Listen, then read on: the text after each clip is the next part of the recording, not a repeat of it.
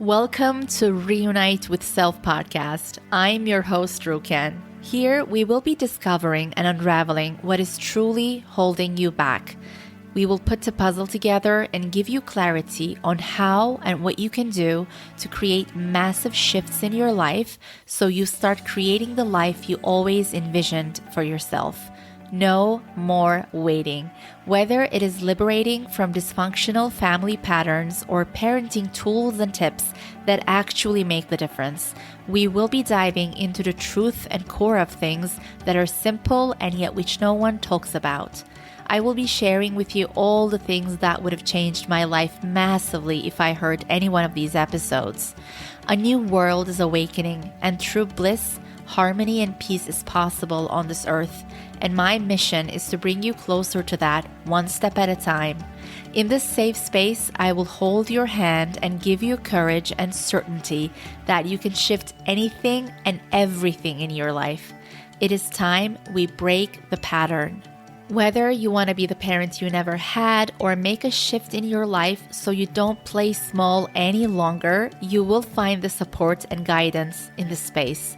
My intention is for you to find your own answers within yourself while you listen to this podcast, so you feel the bliss of reuniting with your true essence, with self, with so much love and compassion and courage. From my heart to yours, let's keep it rocking. My gorgeous listener, welcome to another episode on Reunite with Self. Thank you so much for being here. I'm so grateful that you are here. I was just going to do the intro in Turkish because I just recorded Turkish episodes now. So today's topic is something that I wanted to talk about for a while because procrastination. I believe we all procrastinate somehow in some ways. But when you think about, especially like this episode is especially for, I don't want to call it procrastinators because it's not your identity. Your identity is everything. So your identity is not a procrastinator, but you have been maybe procrastinating big things in your life or seemingly small but important things. We'll talk about it. So today's episode is about habit of procrastination and how it comes from the mother wound.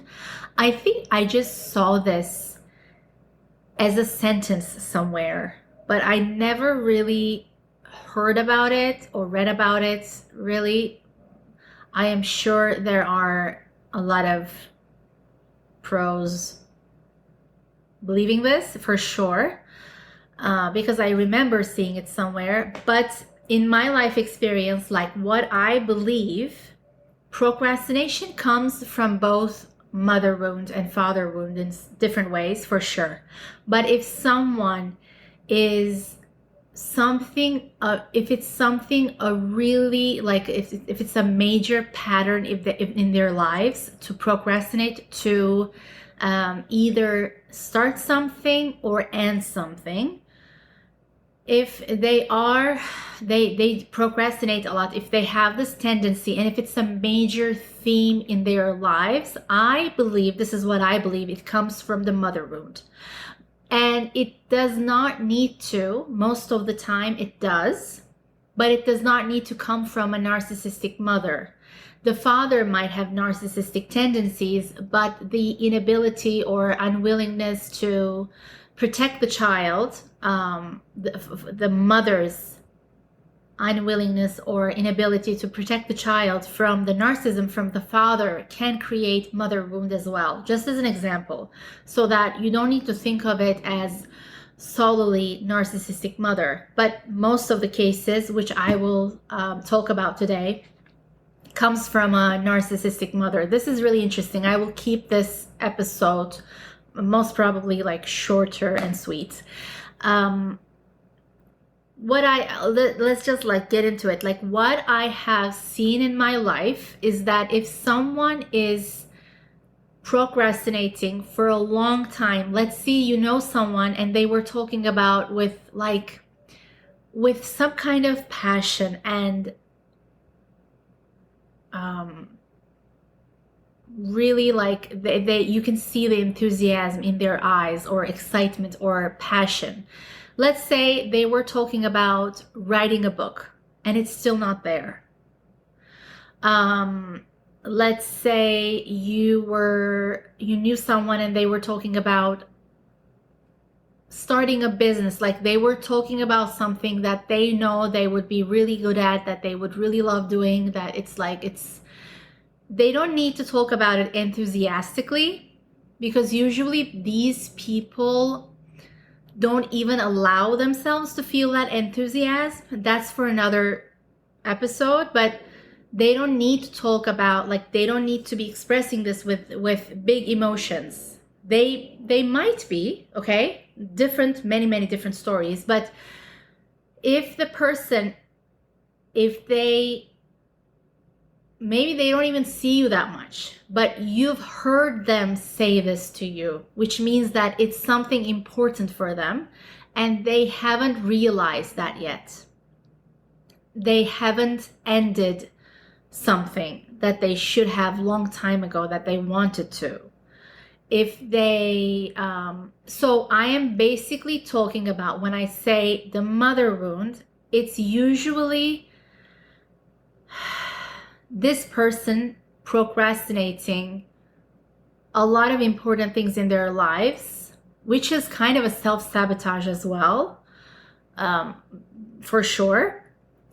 And this comes from the mother wound. This is what I believe in. And it's interesting to see that I believe, and we all have this in different shades and form, I think procrastination comes from the mother wound, and it's linked to the father wound as well in different ways. But I'll just talk about, someone having a big pattern in their lives, like a high tendency of procrastination, let's say, rather than self-sabotage. So what I mean by self-sabotage is like someone actually taking the action to do it, but they self-sabotage themselves.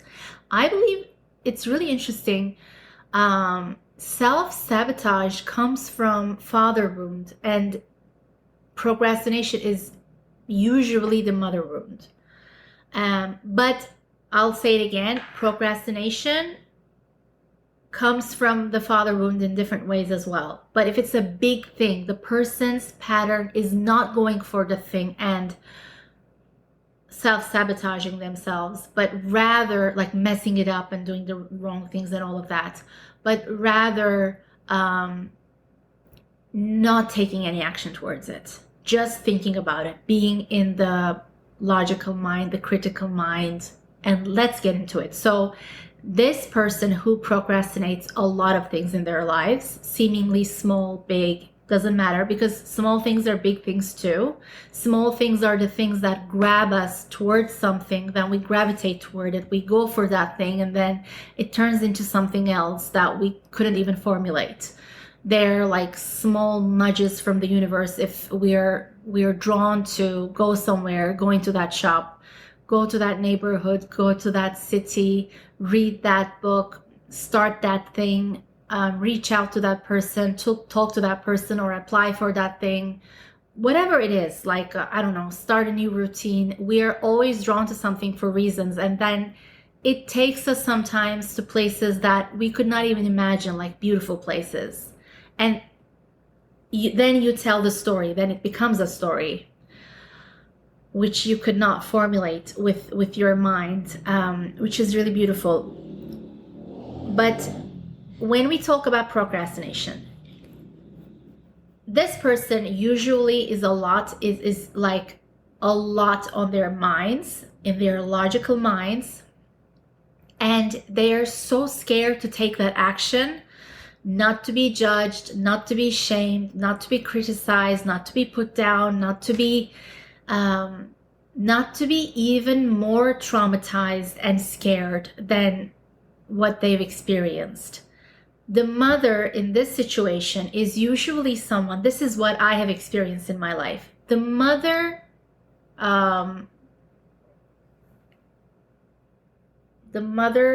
what is that word? the mother figure, sorry, oh my God, I couldn't figure out figure. The mother figure usually is someone who criticizes and judges and maybe most importantly, evaluates a lot. So this mother figure is usually, I believe, is actually a lot in her masculine, but in very hidden ways, because she might look very feminine to someone looking from the surface, but she is usually someone, she might be very well dressed, educated, blah, blah, blah, blah, blah. This mother figure usually has opinion on everything. She evaluates her child, her other family members, and usually people outside the family a lot.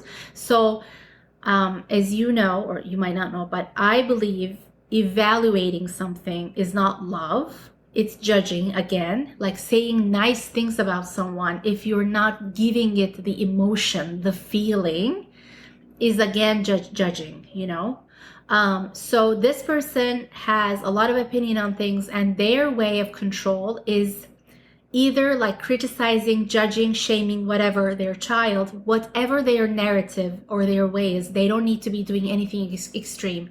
This mother can be really into, high education, a very good education, a very good, air quotes, career. She has an idea of what a good family is, what a good wife or a husband is. She has her own idea of the world, which is usually like very surfacey, very stereotypical. And because the child is abused so much by hearing the evaluation of the mother of, she might use the weapon of comparing the child to other children of her age or teenagers of her age or whatever. Even as an adult, she compares a lot. She uses the weapon of sometimes saying nice things of someone else's child to make her child feel less than, not worthy, question himself or herself, doubts herself. The child is criticized, evaluated so much. It doesn't need to be, by the way, this person does not need to say mean things to the child all the time. Like I said, she can use the weapon of not even directly comparing, just talking about someone else's child as, how fabulous they are, how good they are, how great they are, how talented they are, how intelligent they are, how successful they are, how good they are with their grades or whatever.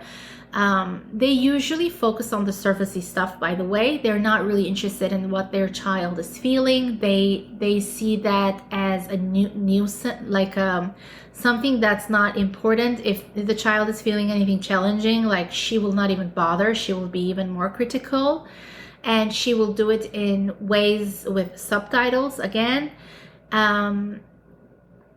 I was doing a similar episode in Turkish, and I was giving the example of I can see this woman, I can see this mother figure, but they're usually, and it doesn't have to be this way, by the way, but this is a very classical, stereotypical, judgmental mom. Like I said, they're really into good education, all the BS stuff in the world right now. It's so highly BS, but they're very into good education, high education, and she might be well dressed and acting intellectual and blah blah blah. But let's say how she evaluates is this. Let's say she's talking about a restaurant that she liked. And the way she talks is not in her feminine. She does not give the emotion to the other people, but she talks about it so in the left brain, so logical, that there is no like a critic talking about a restaurant or something. It's so much like a teacher grading a child, or so it has no emotion. It's basically just on the ego level of why that thing is so sophisticated. They're like, the word I see is sophisticated. And it's like, BS my ass. Like, ugh. It's really boring conversations with these women for me, but it's very in the masculine. When they talk about something that they like, it's not with passion, it's not with emotion, it's a lot about like surfacey, how it looks from outside, like grading something, evaluating something, all of that stuff. This is a type of mother that creates a lot of mother wound for their child, and it's so hidden because from outside another family might be sitting with them, if they don't have a lot of empathy, if they are on the surface as well, they won't be able to see what kind of abuse she's using on the child. And so this child, and I'll just like continue with this and I'll give more examples. This child, when she or he grows up, is so scared to take any action, because what ifs are so big for her, because the mother is so in her masculine, is so, not even the masculine, the wounded masculine, excuse me, the wounded masculine, or the wounded masculine is actually in a lot in her feminine. So a lot of like criticism, critical, scared, doubtful, like, you know, like a lot of fear-based, and it's actually the wounded feminine in the masculine creates this thing.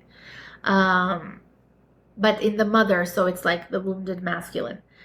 So the child turns out, she grows up, he grows up, and as an adult, subconsciously, like he's so scared to take any action, of to be criticized, to be shamed, to be put in an experience that her mom would see as so shameful, so catastrophic, like how, like what. So this is why they don't even take action. One of the reasons. Another reason might be, I'll just give like a few examples today, it can be a million things. Another thing is that subconsciously, the child, now the adult, might be rebelling against the mother, because the mother had so much authority, had so many rules and regulations that she wanted things to be a specific way. The child wants to rebel, and subconsciously he is procrastinating in her adult life in order to rebel and have some kind of control now, because she didn't have the control while as a child, and because he or she was scared, she was taking those actions that her mom wanted to get the good grade at the exam, or like, you know, be a good football player, whatever it is. He or she was more vulnerable as a child, so she or he was doing the things that she wanted, maybe, or maybe rebelling again. And as an adult, the person might procrastinate just to subconsciously rebel, but you know, he or she is putting herself in a prison. And there are so many things that you can do to stop all of this and change it 180 degrees. And we'll talk about it on the next episode on what to do. By the way, if you think you don't have the mother wound, but more the father wound, of course, it has links with the father wound as well. But I see that usually it has some kind of mother wound involved, even if it is that the mother was not able to protect the child from the abuse. So this person would have a very cruel inner dialogue inside as an adult, and so from fear, she would not, or he would not go with her intuition. She or he would not be in the flow. She or he would not take bold action, and be in this like paralyzing monologue, like paralyzing perfectionism, which is like, you know, fear-based again. So that would be a reason why you would procrastinate. Let's see another example of what a mother figure would be. Another example of a mother, maybe she's not like well educated, blah, blah, blah, blah, blah, but she is just projecting onto the child what she did not have. So the child has it. So the child creates that in her life instead of like focusing on her own life and self-actualizing herself, because there's always something to do with like whatever age. She puts all of that burden on the child and wants the child to be in a certain way. So the child does not have space to individualize,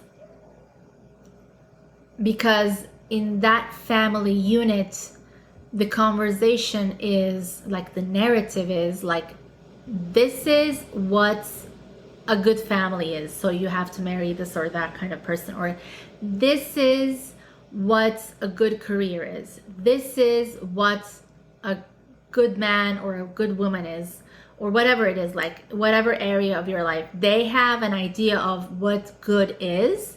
And so it's just BS, by the way. And so the mother is not even interested in the authenticity of the child and the differences that he or she carries. She's not interested in that. Like, she is not interested in that stuff. She just wants the child to be a certain way. And it has so many, like, this has a lot of connection to how the mom wanted to see herself, and also how the others would see the child. So how it would reflect on her, and how she would feel more safe, blah, blah, blah. Like, it's just BS stuff, like looking from outside, not looking from within. And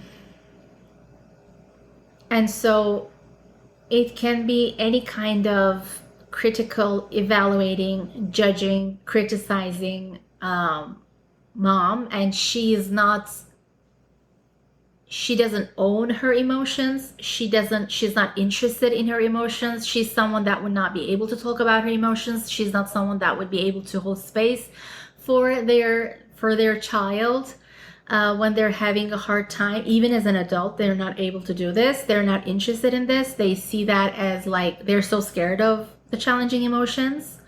They have a very immature way of looking at life, and they don't have the intelligence that the child can be very different, and he or she can create a life beyond her mom's dreams just by following like what her specific desires are, talents are, the way he or she is, just like by following that intuition and that authenticity, instead of like, being in a box, which creates even more resistance in that child's life as an adult, which is like so like narcissistic, because the mother is actually not letting the child to self-actualize by doing this, but it looks as if the opposite way. So that's why it's so hidden in community, how this mother is being so toxic, so narcissistic, so out of tune with her emotions. I have like, oh my God, like I have so much experience in this, like seeing moms talk about their child in a way that's like really gets me really angry to think about it. And just because not because the mother is acting that way, but just because society sees love in a way that you can harm your family however you can, and it looks as if you're doing all of that because you love them, but you're actually the person that is the most disconnected from your daughter or your son. You're so disconnected, or you're so in your ego that you don't have the compassion and respect and love for them to individuate, but you would rather have them be dependent on you and waste their life away. but it looks the total opposite, as if they want the total opposite. I have so many memories coming to me. Maybe I should do another episode on this. I'm thinking what I can call this, but it's definitely regarding the mother wound. Definitely. Yeah, I'm thinking of the father for different things, but just now I've experienced so many moms talking about their adult child in a way that's purely narcissistic, but it's so hidden, but things are changing and shifting, and people are becoming more conscious now. Seemingly perfectionist mother like this, her love is usually conditional. I mean, she has a narcissistic tendency for sure, so her love can never be, like unconditional, pure, compassionate, empathic love. It can't be that way on a regular Tuesday, if things are not that bad or whatever. Just on a regular Tuesday, how is her love? Like, is she connected to her daughter or son to see how she truly feels? If she did make any mistakes, like, she would not be open to that stuff. She would put the child down even more if she heard any of that stuff. And yeah, so procrastination is a form of self-sabotage for sure. But what I have seen in my life, like in my life experience, I have realized that a person with high tendency of procrastination, like it's a high tendency, is it's almost is in the freeze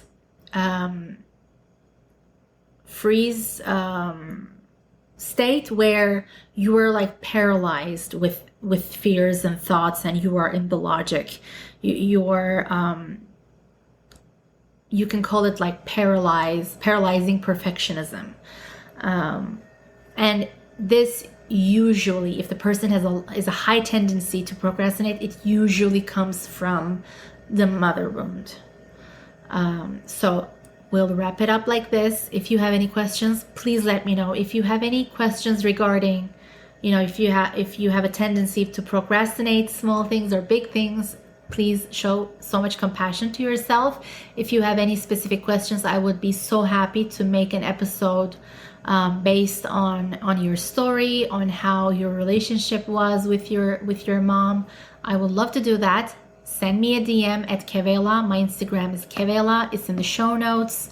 I love you, and share this episode with a friend that you love who has compassion and empathy for you. I'm sure he or she will get things from this episode for sure.